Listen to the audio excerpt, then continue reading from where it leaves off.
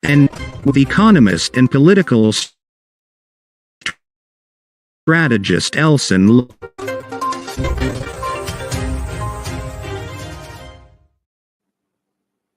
Good evening, and welcome to another edition of the Lowdown. Thank you for joining me here tonight.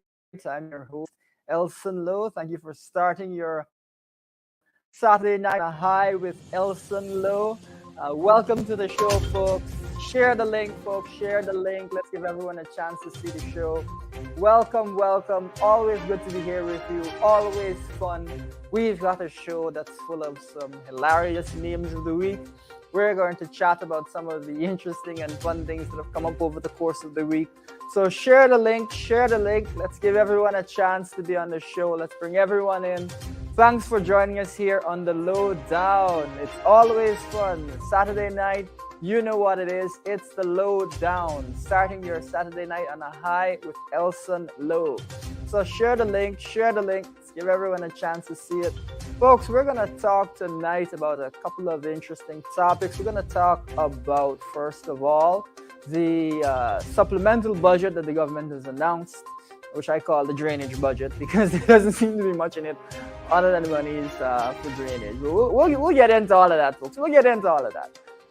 So we're going to talk about the supplemental budget that the government has announced. We're going to also talk about the use of biometrics, which of course the PVP has indicated, even though groups across the country have indicated that biometrics very much is something that they're interested in. So I want to talk a bit about biometrics. We made some comments at the last press conference. We want to continue to help Guyanese to understand the process of using biometrics and what some of the questions, concerns, and really dispel some of these myths around biometrics. So we're going to talk a bit about that as well. We're also going to talk about the endless cost of living crisis and how that progresses, and what we should watch for in the oil markets going forward. Next year is going to be an interesting year as well, and we've got to brace ourselves for changes that may come. Some of you may recall that we've been speaking about the conflict in Ukraine and how we may see additional sanctions come up in the next few days. So we'll talk a little bit about that and what we should expect for oil price, how that impacts your life. Remember, we've mentioned before on this show, we've got to understand oil the way we understood bauxite, the way we understood sugar, the way we understood rice, because that is going to really dominate much of the economy for some time.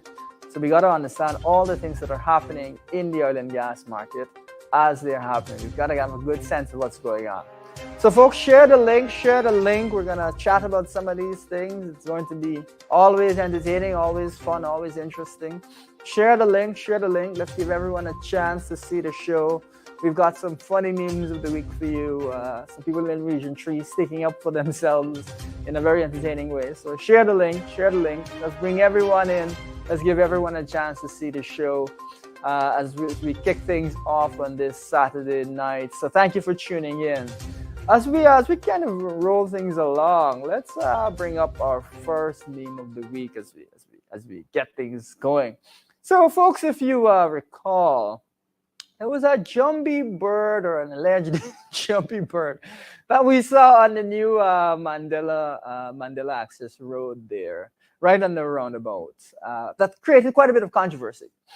And now we've seen Region 3, another bird that has similarly created some controversy. Some folks have expressed that they are not the biggest fan of the design. I leave that to their opinion. But one of the things that we've heard is just right on Facebook, someone saying, please donate this to another region and not Region 3. So people are not too pleased with yet another iteration of the bird. Of course, I don't know if people want to name this Jumbie bird, but some people say it looks worse. Some people say it looks better.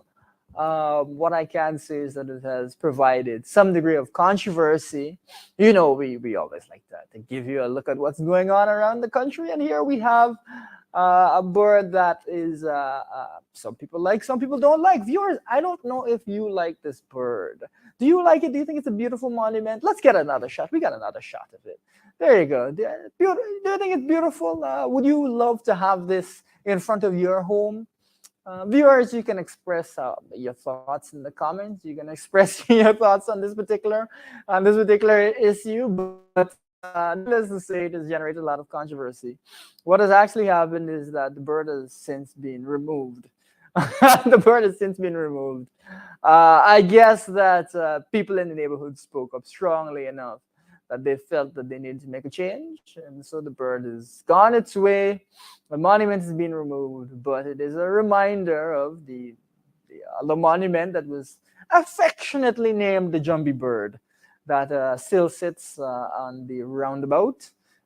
Still sits on the roundabout here, just off of Mandela, in Georgetown. So Region 3 sharing, Region 4's woes when it comes to the question of Jumbie birds. But Region 3 standing and sticking up for themselves, saying, please donate this. Please donate this bird to somebody, some region other than the existing region, because we have got, we're not too happy. We're not too happy with this particular bird. And so the bird has been removed, and the people of Region 3 are, or at least some of them, are a little bit happier for it. Folks, I don't know what's going on with monuments under the PPP. I don't know why these monuments are not pleasing citizens, but it is something to ask a question about. I would put it that way. I don't know what these monuments cost. I don't know if the costs are inflated. I would love to find out. I think that's worthy of question, worthy of investigation. See what the truth is. But we do seem to be having some trouble with our monuments, don't we? So we've got a second bird that has caused a lot of controversy. Region 3 sharing in what Region 4 we're sharing in. Folks, is this a sign of the times? Is this a signal as to the quality of infrastructure and so on you're going to see on the PUP? That's a question you can ask yourself. That's an interesting one to explore for yourselves. I don't know, maybe not. We're going to see now various other major infrastructure projects come up, and you've got the bridge that they're looking to build. You've got various roads they're looking to construct. Is the bridge going to look a lot like this bird? Is the new roads going to be a similar quality to this bird? Now, if you like that bird and you like the quality of it and you think it's beautiful, that's your opinion. The question is that going to be what we see in the future? Very, very interesting and engaging questions, viewers. Very interesting and engaging questions. So that's what we've got. We've got a Jumbie, a throwback to the Jumbie bird that we've seen in Region 2. Let's get the next slide up as we continue to the discussion tonight, as we get things rolling. So tonight we're going to talk about the government budget in a couple of different ways. We first of all saw way back in August the $4.8 billion supplementary budget be approved. Quite a substantial supplementary budget, much larger than supplemental budgets that we've seen in previous years. And what we mentioned in that supplemental budget is that there was considerable concern that you didn't see cost of living relief at all in that budget, or almost nothing there for cost of living relief. Really, the only thing you saw, which you see again in the current budget, which we'll talk about, is some relief for GPL to keep electricity prices stable. But in terms of direct cost of living relief, nothing really there to speak of. We have, of course, in the opposition spoken at length about many measures that need to be taken, such as giving farmers grants so they can buy equipment to increase their productivity and their production, such as lowering the price at the pump, which is something that we noticed that the government did, taking their cue from us, so that the cost of transportation is lower. such as providing vouchers to minibus drivers and canter operators and the like, to lower the costs of travel for consumers really on the road, but also for farm to market costs, because it's quite expensive to bring your goods from the farm, which is obviously not going to be in town or in a central area, all the way to a central area. It's going to cost you quite a lot of money. So that is an area where we can, as the government could have assisted in terms of bringing the costs down, and we've spoken at length about that over the course of the year. Government in that first supplemental chose not to include those recommendations, chose not to do much about the cost of living crisis, which was really, really, really unfortunate. It's unfortunate for a couple of reasons. One being, people in Ghana were really suffering. Folks, we don't need to tell you, you felt the suffering with the cost of living over the course of the year. When you go to the market, the prices have been through the roof. Folks, when I go out to eat or something, these prices sometimes really shocking prices. The price of chicken gone through the roof. I had a friend that says, "Man, you're eating too much fowl." Well, the price of fowl is through the roof, folks. It's absolutely through the roof, and that is making life difficult for so many people. So we saw a supplemental budget that didn't include anything. We mentioned to Guyanese, listen, this is a serious issue. Cost of living is a really difficult issue. It needs to be dealt with. Now, that's the first thing. The second thing that we wanted to point out is that the country is making an additional 60 billion, give or take, due to the high oil price. So as much as the cost of living is very high, Guyana is actually getting additional revenue. So we saw really a government put out a budget that did not at all address the core issue of the day, despite the fact that the government actually had more money available with which to address the issue. So the government has the funds, more funds to address the issue, but the government is choosing not to address the issue.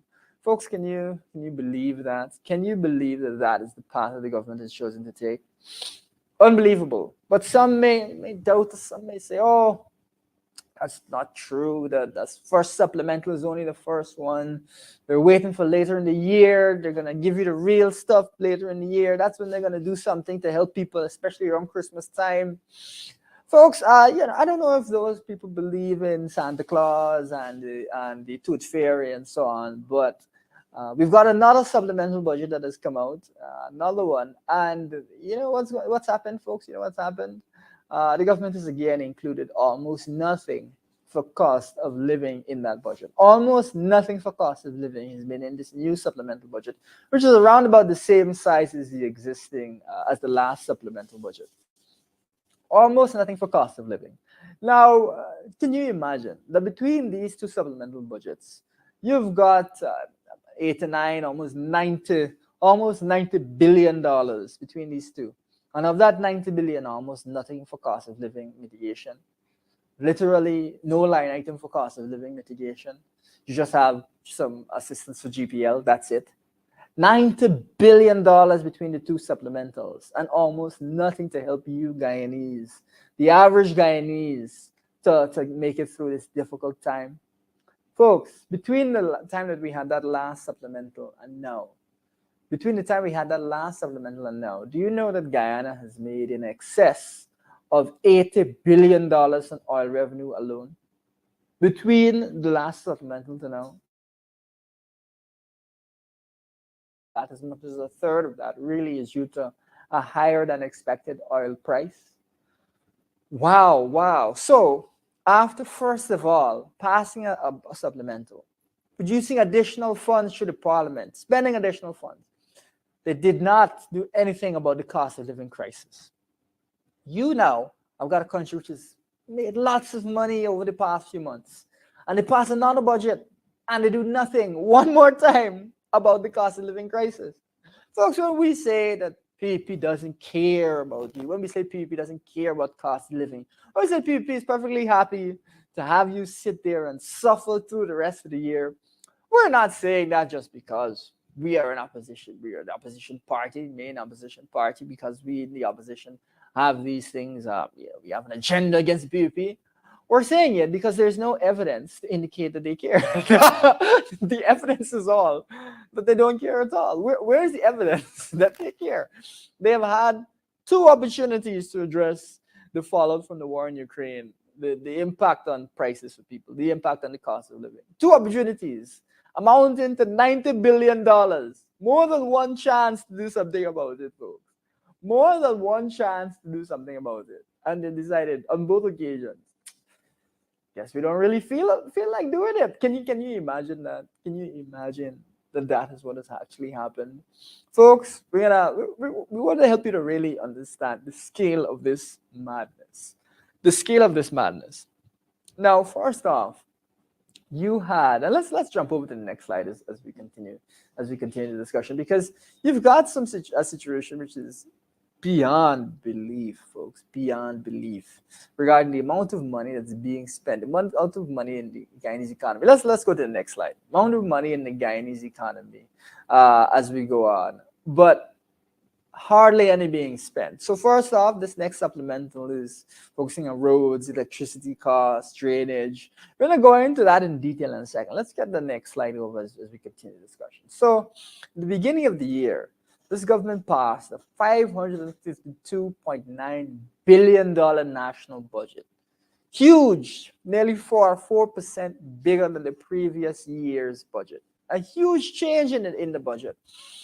And in that first budget, you know how much was set aside for mitigating the cost of living crisis? Folks, only $5 billion, or less than 1%.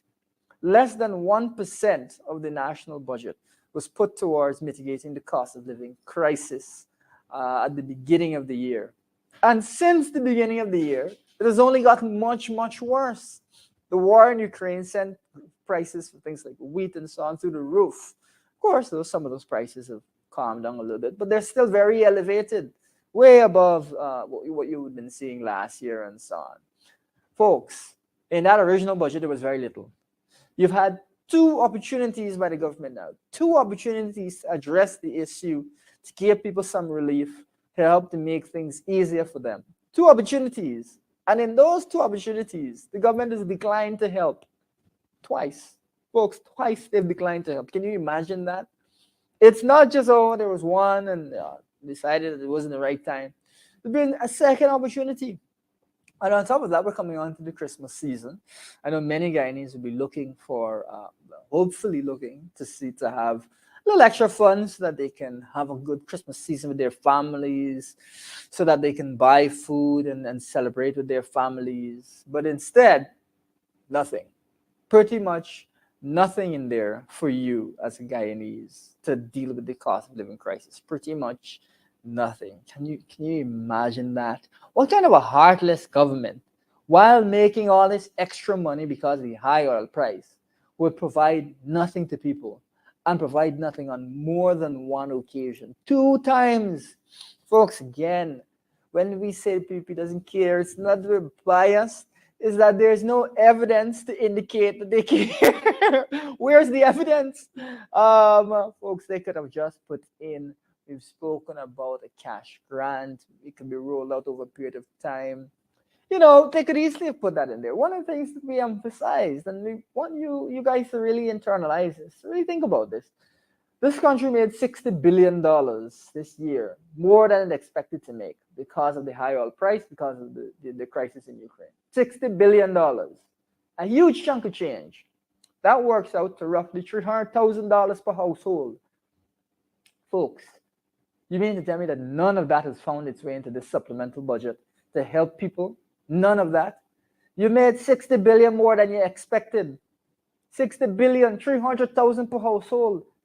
We have said that the government needs to find the equitable way to distribute this $60 billion so that Guyanese across the country are able to benefit, and so that they can, be able to mitigate, to deal with the cost of living crisis that plagues the country. How can you possibly have $60 billion lying around, $300,000 per household, and do nothing to assist Guyanese with it? Nothing. Folks, just imagine. Huge amounts lying around, huge amounts that have been made that we did not expect to make. And the government has passed a whole supplemental,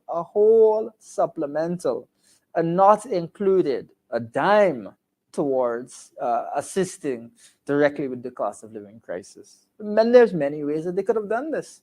The only thing that's in that budget, and we'll talk a little bit about what's actually in the budget. So there's something there for electricity, got about $6-7 billion in there for electricity, keeping the electricity price down. That's fine. But we've gone even further than that. What we've said is that low-income people, people making below, but rather people whose electricity costs are below a certain amount. So we're not talking about the ACs, people using AC and whatnot, but people whose electricity costs are below a certain amount. We've said that those people should not be paying for electricity. So we should waive those electricity bills. Similarly, we should waive the water bills for those people, because we want to ensure that those at the lower end of the income scale, who typically will not use much electricity, are able to benefit, in terms of reducing their overall cost of living, in terms of fighting poverty. Really, it doesn't make sense for people at the lower end to be paying for electricity. That doesn't make sense. It doesn't make sense for people at the lower end to be paying for water and so on. We're trying to fight poverty. We're trying to reduce poverty in this country. We're trying to reduce inequality. We're trying to bring every Guyanese up and help every Guyanese to benefit from the bounties that the country has to offer, because there are very substantial bounties in Guyana that we're able to see. And so that's the way that we want this country that's the way that we want all Guyanese to live in this country, be comfortable as the country grows and as we see tremendous benefits. Now, the government saying that they're keeping the price of electricity stable is one thing, but it does not go nearly far enough, in our opinion. It does not go nearly far enough. We need to ensure that lower income people don't even have to worry about electricity, because they've got enough difficulties regarding when it comes to dealing with poverty in Guyana. We had a World Bank a report that came out that indicated that around about half of Guyanese are below the poverty line. And we believe that it's gotten even worse than that because of the cost of living crisis, which impacts people on the lower end of the income scale much more than the average Guyanese. So for those who are already having it difficult, who already have it difficult out there, who already have a rough time, it's worse for them. It's worse for them. That is the furthest thing from acceptable. That is the opposite of how a government should be treating with these issues. Rather, a caring government would say, listen, we're going to try and do everything we can to assist you. We're going to try to get rid of, for low-income people, your electricity costs, your water costs. We're going to get rid of that. Instead, what we're going to do is we're going to focus our resources on removing those costs. What this government has decided to do is, the opposite of that, in that they've kept electricity costs stable, but they haven't done anything to lower the costs, to cushion the effect for those on the lower end of the income scale. The bare minimum is what they've done, essentially. The absolute bare minimum. Folks, you know that we say this thing from time to time. Broke thinking got a left behind. Broke thinking got a left behind. Young people say behang. But it cannot be that the country is making huge amounts. The budget is massive. Lots of money being spent. And those at the lower end of the income scale are left to fend for themselves and really to suffer in the midst of the greatest cost of living crisis we've seen in the world, really, for 40 years. That's the first thing from acceptable. We do not believe that that's what should happen. So that's what we've seen in the budget. The only real measure is the electricity measure to ease the cost of living burden. Now, what else is in this budget? Let's go back a couple slides there, and we'll talk about this budget, because like I said, I call this a drainage budget because the focus is almost entirely on drainage and roads and so on. So let's go back a couple. There we go, right there. So, folks, you'll recall that some buses were learning to swim recently, and other vehicles were out there learning to swim, spending some time learning to swim. And this is right on Coffee Square, which is right opposite the office of the president. So, as I mentioned on a previous show, quite embarrassing to have right in front of the office of the president buses being submerged and other vehicles being submerged, and quite a few vehicles this happened to, actually, quite a few. So this happened when we recently had a very heavy rainfall in the country. Now in the supplemental budget, we've seen quite a lot of funds, $2 billion under the agricultural Ministry of Agriculture, and then an additional $18 billion on the public infrastructure towards road upgrades and towards drainage. And of course, Drainage is important. Look at how vital it is. So, of course, we believe that the country must deal with the drainage issues. But what we find to be interesting is this: supplemental budgets are supposed to deal with urgent, unexpected issues. So, for government to put money in a supplemental budget to deal with drainage issues, it has to be an urgent, unexpected drainage issue. But, folks, you mean to tell me that the PUP did not expect that Guyana would have drainage issues due to heavy rainfall? These people that live in Guyana, how is it that you did not expect drainage to be a major issue in Guyana that needed to be in the original budget at the beginning of the year? Why are you now coming back to the Guyanese public to deal with billions and billions in drainage? It's not some small amount adjustment. Oh, well, there was a cost. Something cost more than they expected, or some failure of some, some particular canal, and you have to dredge it, something like that. This is billions, 2 billion in the agriculture ministry alone, and then a chunk of an $18 billion sum towards drainage, folks. This picture where buses are going overboard and so on is awful. But no one is surprised that you've got drainage issues in Georgetown and other parts of the country. These are the types of things that should have been addressed initially in the budget, and these are the types of things that should never have become a problem, because we are already aware that we have heavy rainfall in Guyana. We're already aware that certain times and seasons in the country have extensive rainfall problems. And it is not a surprise. Why is a supplemental budget being used for these types of issues rather than the main budget being properly dealing with these issues? What it shows is that the government is poorly planned for the year's expenses. Not done a good job of assessing what the expenses are, what needs to be done, and how the country needs to be run so as to prevent these types of catastrophes. They're coming now after the fact to try and do something about it rather than dealing with it the way that it should have been done. And on top of that, what they're spending are unexpected, remember supplemental budgets are for unexpected and urgent expenses. Instead of putting a supplemental budget out there which deals with the cost of living crisis, which is unexpected and urgent, right? Money is going towards things like drainage, which is not unexpected.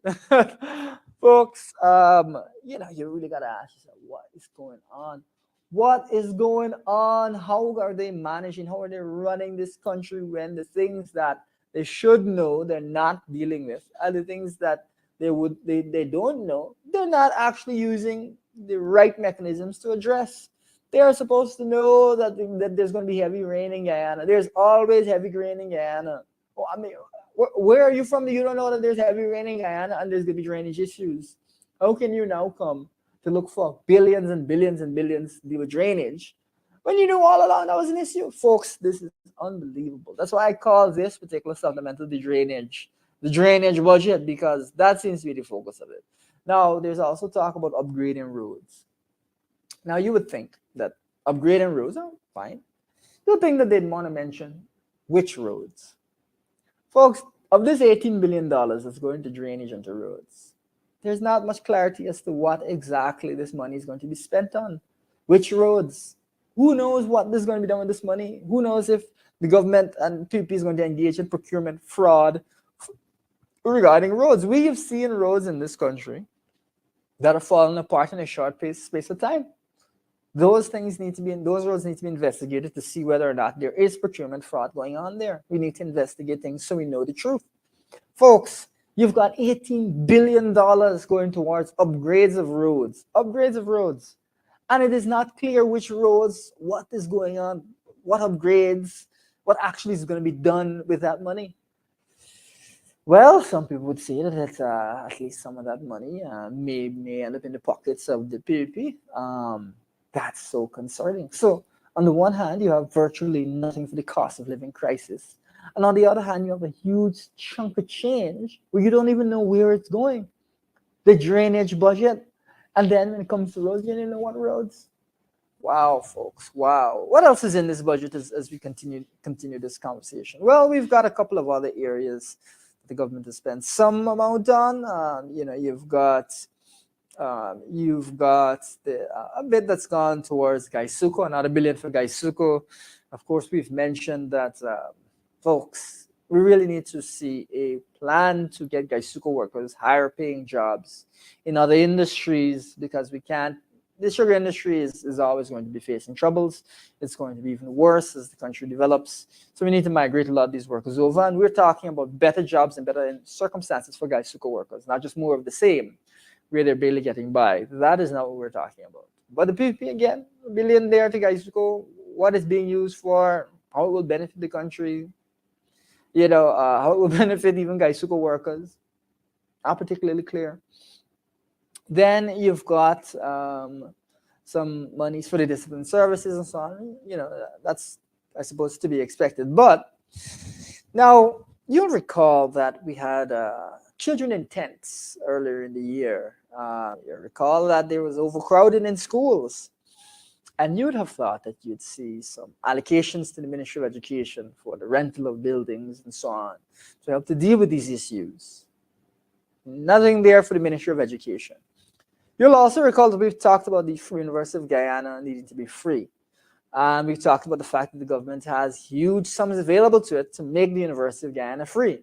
Anything in this supplemental budget, folks, these guys are not serious, not interested in your students' welfare and so on when it comes to overcrowding in schools, when it comes to the University of Guyana, people actually being able to exercise their constitutional right and not pay for tuition.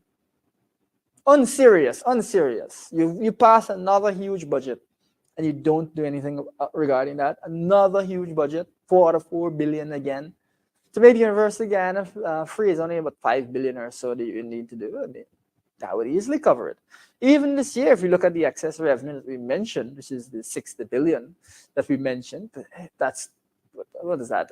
12 years of free UG or something like that. I mean, it's not much that is needed to make the University of Guyana free. So, yeah, you kind of have to question whether they're at all serious about this, at all serious about these issues. And I would say it seems that they're not serious. So that is incredibly concerning that you've seen in the budget. Incredibly concerning. And you add all of these things up. Take a step back. Let's add up all of these budgets in this country. Let's add up all of these funds that have been spent. What is this actually total? Well, how much money are we actually putting out this year? We're seeing $645 billion be spent over the course of this year. $645 billion. And in that $645 billion, only $5 billion for cost of living mitigation and nothing for free UG.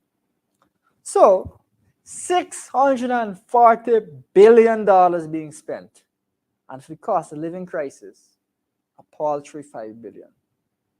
$640 billion spent and $5 billion for cost of living mitigation.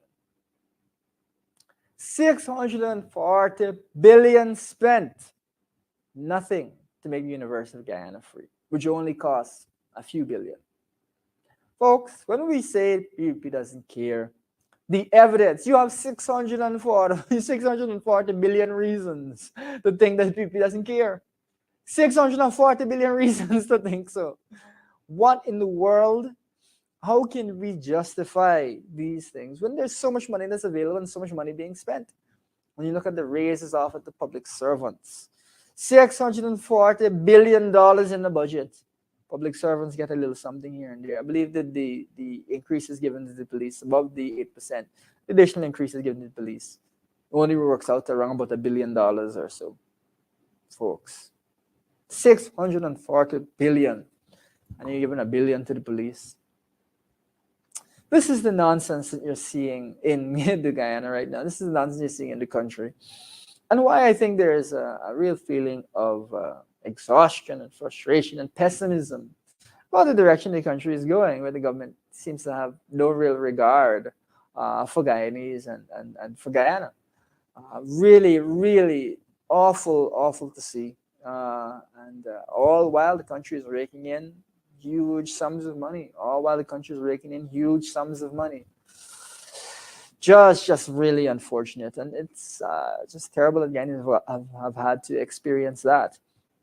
Now, the one thing I just want to mention as we talk about this high oil price, we talk about the revenues of the country, is that in a couple of days we're going to see two things. One is that sanctions will kick in on Russian oil from Europe, so Europe will no longer be importing Russian oil. And then the second is that we're going to actually see a price cap of around about $60 a barrel be imposed on Russian crude. Now, what that means is that essentially countries will not be able to import Russian crude if they're going to pay more than $60 a barrel. Now, interestingly, $60 a barrel is roughly what countries are paying right now for Russian crude. So that may mean that there's no interruption in the oil market and you don't see a spike in oil prices. If that's the case, then the good thing is that we'll see the cost of living crisis not escalate even further. But we'll also see Guyana's revenues not be quite as high over the course of the next year if nothing else changes. Now, on the one hand, of course, we want the country to have as much revenue as possible. But if the revenue is not actually going to be used to help people, it really is quite unfortunate, But that's something to keep in mind. Let's keep a close eye on that. Of course, the price of many other goods is linked to the price of oil. Price of fertilizer, price of food is linked to the price of oil, price of transportation, and so on, all linked to the price of oil. So keep an eye on that over this weekend, folks, and we'll get a sense of it. I believe that the OPEC is supposed to also meet and discuss some of these issues. So we'll get a good sense of what's going on from that, and that will help you to kind of get an idea of what's going on over the course of next year. Now, that is something that we will be looking at because we want to ensure that Guyanese have the best possible living standards into the new year. So we'll be applying pressure to the government and raising these issues so that you can apply pressure to the government even as we head into the possibility of local government elections. We'll remind you, this year, $60 billion was made, $300,000 per household. Now, if the government really thinks that they're just going to hold that money back and give it to their cronies and so on, we have to, as citizens, ensure that the government is not allowed off the hook in that way. We have to ensure that money is put to actually serve the average Guyanese, and that is what we will do. So just as we close off that particular area, it's something to keep an eye out for. We gotta understand oil. We gotta understand the oil markets. We gotta keep a close eye on these things as we go forward. Now, the other thing that we want to draw your attention to is the question of, just to shift gears here, really, the question of, we've been trying to get pushing for a clean voters list. We're pushing for the use of biometrics. And we want to ensure that a couple of things are clear as we do that and help citizens get some perspective. The first thing is we saw a newscast put out a video saying that the opposition is saying that we should have overseas voting. That is not at all what we're saying. We're not saying that we should have overseas voting, that should be reintroduced. Rather, we're saying that the Chief Justice's ruling, where you can't remove people not resident in Guyana from the list, that opens up the possibility of overseas voting if the PPP wanted to go in that direction. And the question we have to ask as a country is if we want to do that. People may have different opinions about it. What we're saying is that is a concern by itself, because we have to have a broader conversation around the diaspora and so on, whether we want the diaspora to be voting regularly in the elections. And many would say that we don't, because, of course, they're not here, they're not paying taxes, they're not fully involved. It's a discussion to have as we go forward. So we're not saying by any means that we're looking for overseas voting. The coalition is not looking for that. That's not on what we're saying. What we are saying is that we need to see biometrics used so that we can have greater security at the polls. Now, we've heard all sorts of misinformation. We've heard all sorts of misinformation by various quarters of society. Some of the things we want to clarify are, now, as it relates to using biometrics at the poll, biometrics is not something that is going to be difficult or impossible to do, as some would perhaps have us believe. Biometrics really is just a scanner that you'll have on the person that will do fingerprint scanning to see whether or not your fingerprint matches what's on the record. And that's something that those machines have long battery lives and so on. So they'll be able to work, of course, today. You won't have to worry about blackout. You won't have to worry about whether you're in a hinterland area or not. All of those issues are issues which can be addressed without any kind of problem, really.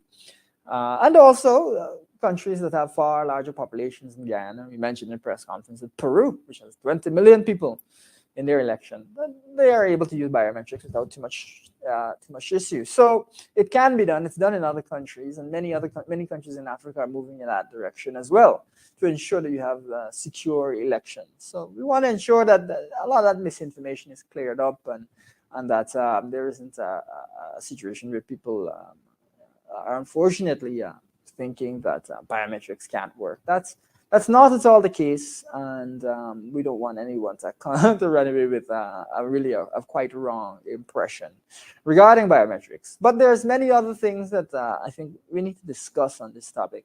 So what we'll do, we have a video here that we'll play in a second, where we've got the second vice president here, Barjagyo, speaking on the issue of biometrics, and we want to hear some of what the PPP has been saying, and help you to understand and counteract a lot of those narratives. So we're going to bring up a video for you in a second about that particular issue, where PPP has come out and made a statement.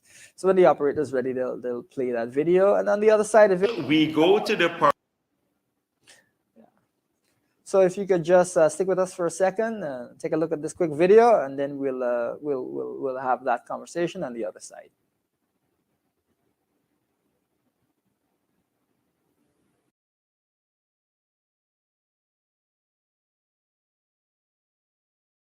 We go to the parliament, we pass a law on biometrics to prevent people from voting, only on the basis of these biometrics. And then they lose the elections and they go back to court again using the same challenge that they did in 1997, that the use of biometrics was unconstitutional. And we're not going to fall into that trap again. So whilst we don't have a problem with strengthening polling day control, which is crucial, the use of biometrics cannot prevent people from voting. In fact, now you can vote without your ID card or a passport. You can just go and swear to a declaration that you're the person and you're allowed to vote. And that is constitutional.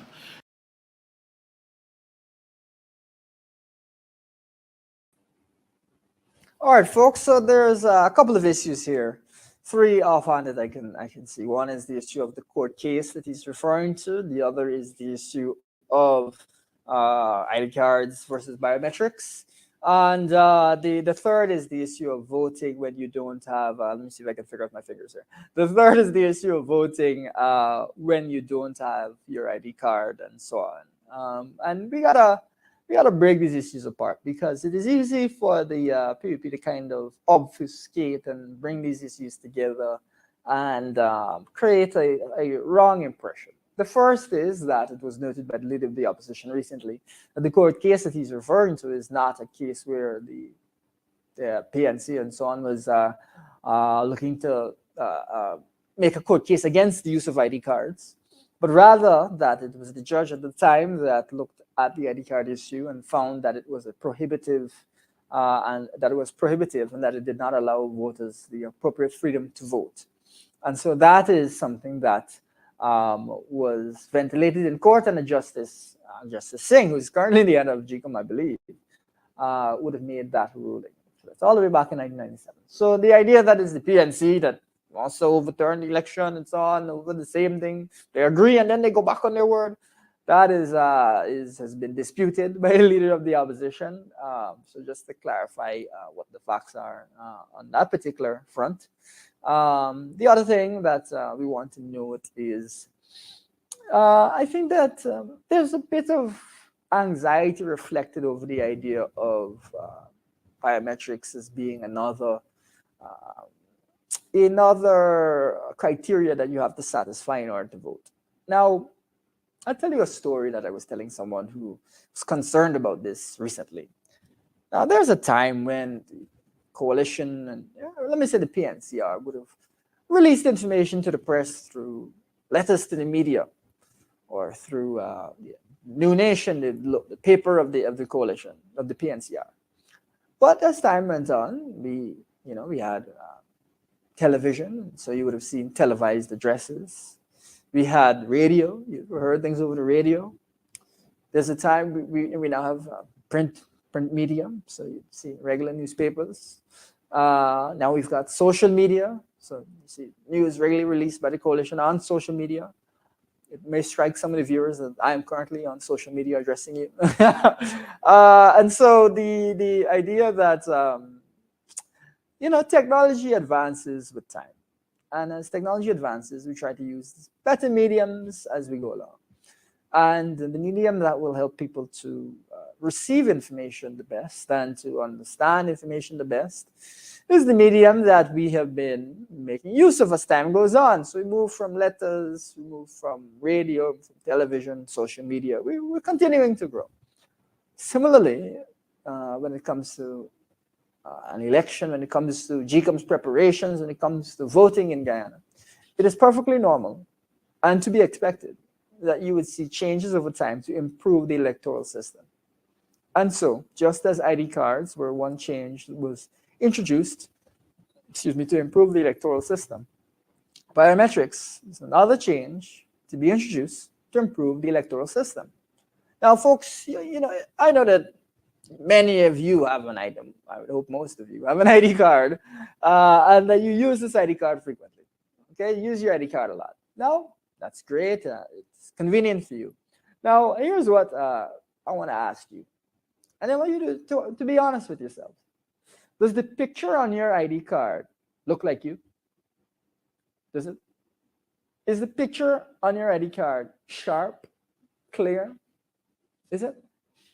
Does the picture on your ID card make you look younger or older than you were at that time? Does the picture on your ID card even make you look like you might be a slightly different ethnicity? Does the picture on your ID card, folks, the ID cards could be improved on in a big way. It's difficult to identify people on the basis of those ID cards. The pictures are blurry.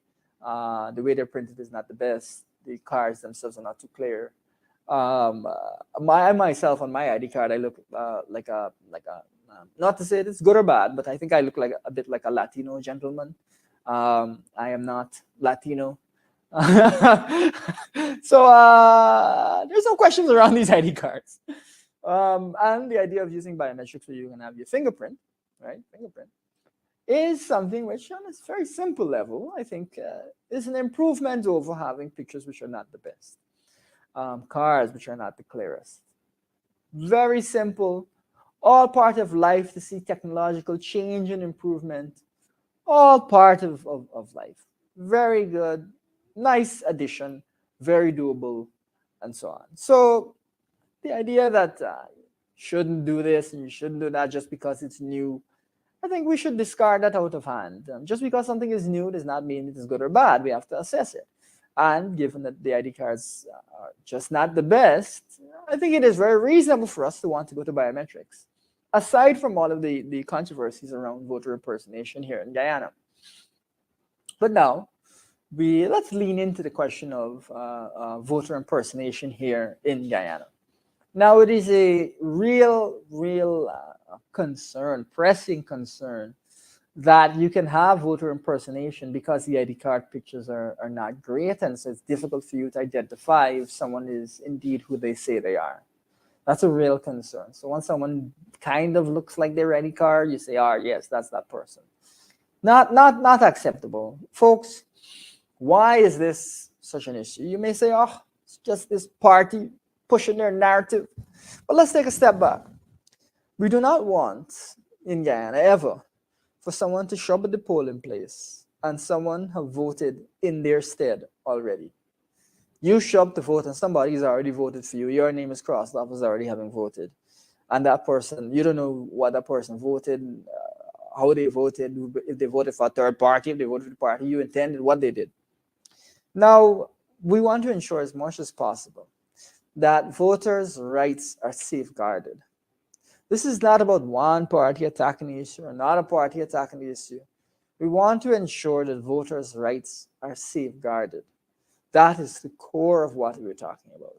And as technology advances and there's better technology and better ways to safeguard people's rights, it is only natural that we would go in that direction. So we're trying to protect people's rights. We're not trying to take away anybody's right to vote. We're trying to protect people's rights. That's what biometrics specifically is about.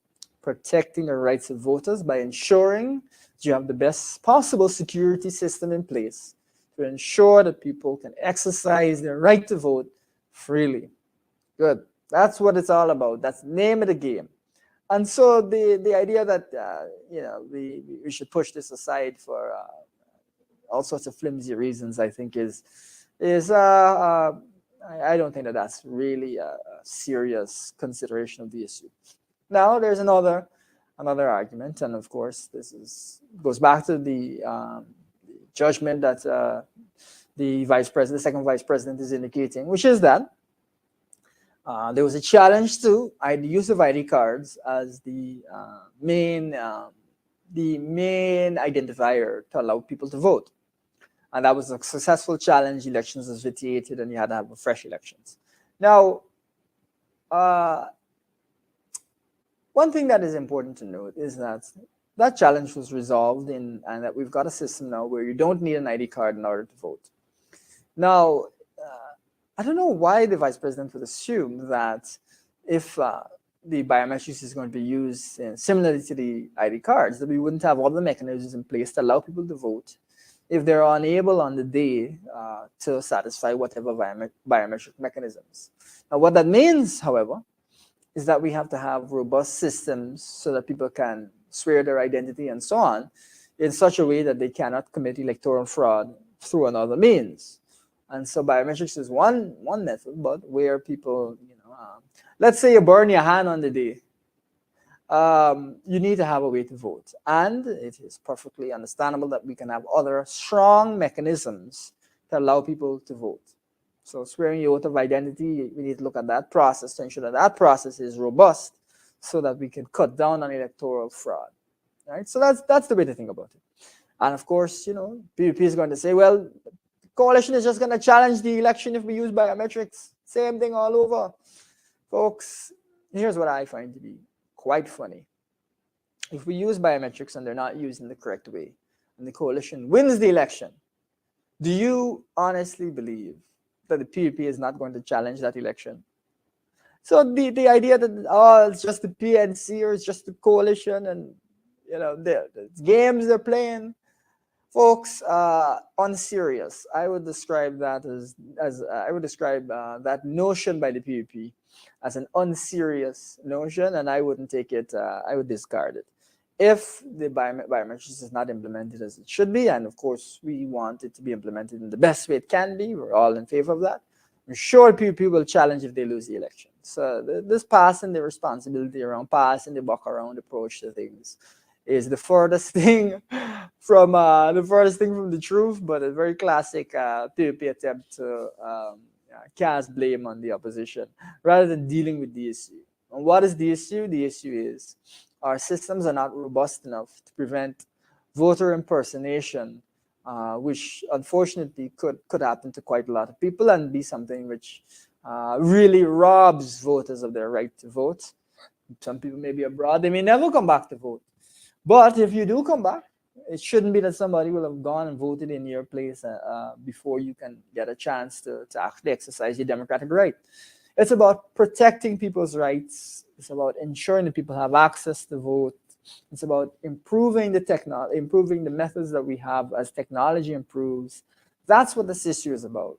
It's not about tit for tat, who says, she said, and so on and so forth. And now, when you look at the fact that there are very credible claims of electoral fraud, substantial claims of electoral fraud, you have to ask yourself, isn't it more urgent? Apart from the base idea of improving the system for Guyanese to safeguard their rights, isn't it more urgent now that there's claims, realistic, reasonable claims of electoral fraud in so many parts of the country? Don't you think that it is now much more urgent that we act?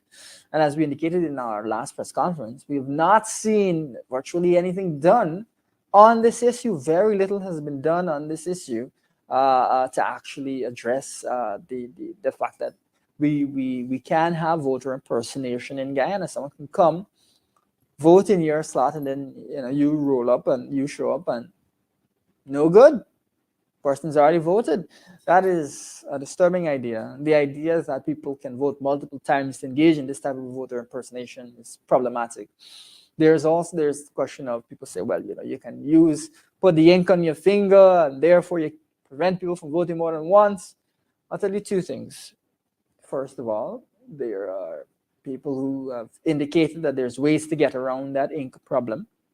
And the second is that, maybe this is obvious to you, maybe it is not, but you can easily have people just come into Guyana and go on, and multiple people from outside of the country come and vote on behalf of people who they have their ID card and thereby commit electoral fraud.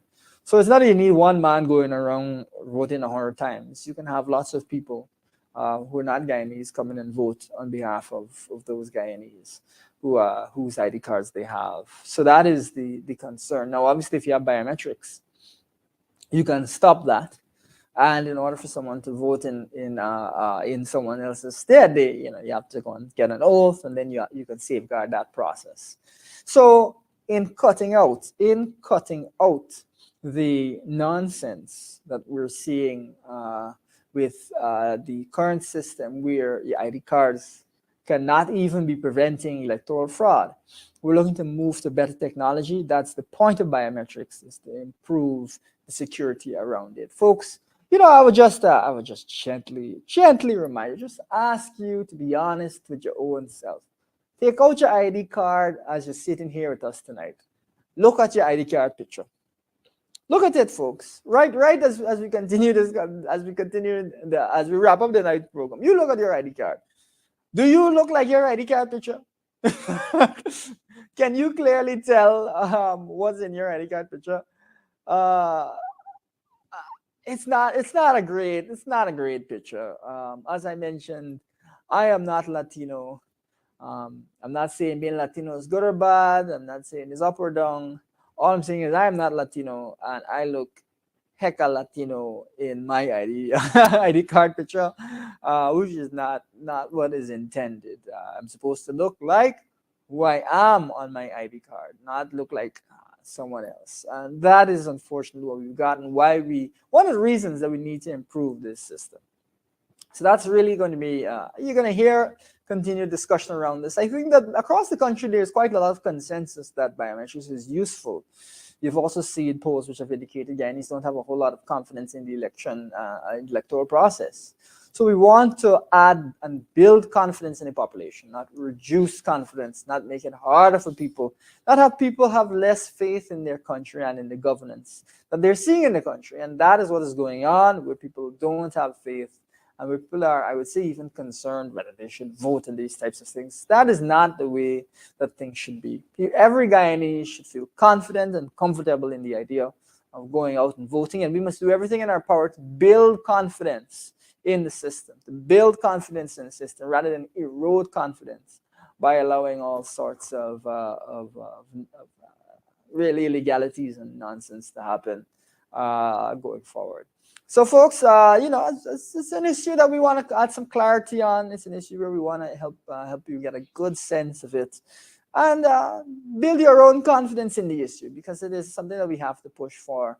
We've got, it was recently put out by Forbes that Guyana has the largest population outside of the country as a percentage of their local population. So we've got a huge potential for electoral fraud. We need to do better as a country. We can do better, and biometrics is one of the main ways that we can get that done. and it is very doable. On that note, folks, we always love being here with you. I always love being here with you on the Lowdown. It's always fun. It's always a laugh.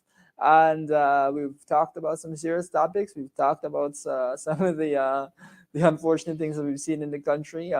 We've talked about buses that were learning to swim. And we just would hope that in the next national budget, the full budget, the government is able to put in place all that it needs to do, all the drainage expenses that it needs to, so that the country can actually not have these floods, not have these massive, overwhelming floods, because of course the money is there for us to deal with these issues, and not be putting that in a supplemental when really they should be dealing with cost of living and helping Guyanese to have a Merry Christmas. And on that note, I'd say as we enter the Christmas season, thank you for tuning into the Lowdown, and we'll catch you on the next one.